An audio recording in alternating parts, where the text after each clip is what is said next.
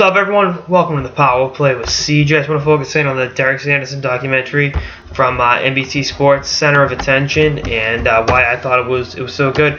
You know, I've known the Derek Sanderson story for a long time. You know, growing up in Boston, you know, hearing about him as a player and then hearing about how he lost, you know, a whole lot. And you know, it really, to see it, NBC did a phenomenal job putting the documentary together.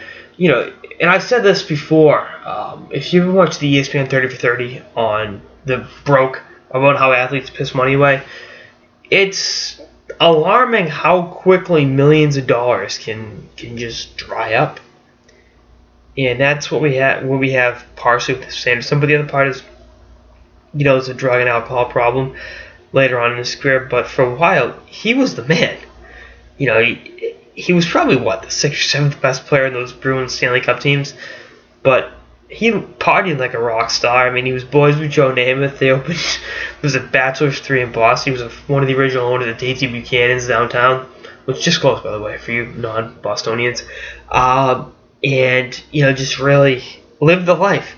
Playboy Mansion, private jets, Johnny Carson show. I mean, he made it to the show and then lived it up. And, you know, you got to tip your hat to that. But, you know, the triumph and tragedy, you know, as cliche as that sounds, is definitely worth watching. And by the way, Derek just turned 69 years old 2 days ago, the 16th of June, which, you know, given his prowess is you know, kind of funnily ironic number. But, and I think if you watch the documentary, another thing that sticks out is why Bobby Orr is one of the greatest human beings to ever walk the face of this planet. You know, he stood by Derek through all his troubles, and, you know, helped lead him, you know, on to the right path. And, you know, you look at what he did, you know, what Derek's done since leaving the NHL. You know, he's worked as a financial advisor. He does a lot of work especially in the 80s South Boston zone. Ray Flynn was the mayor of Boston and hired him to the Boston Public Schools, and he went into different schools and talked about drug and alcohol addictions and, you know, how it really ruined his life. And he was sleeping on a park bench at one point in New York, in Central Park, and, you know, to have his struggles, you know, help other people is really, you know, what the end of the day is, what it's all about.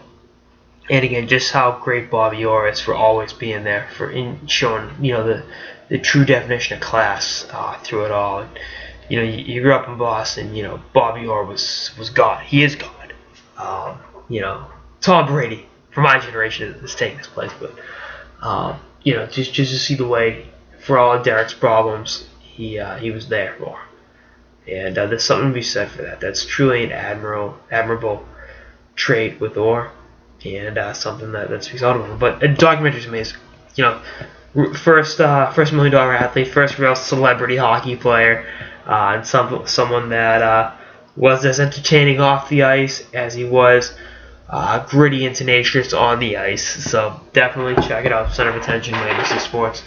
Anyway, that's like an episode of the Power Play with CJ. Stay tuned for more episodes for the final, throughout the off season and beyond. Later, guys.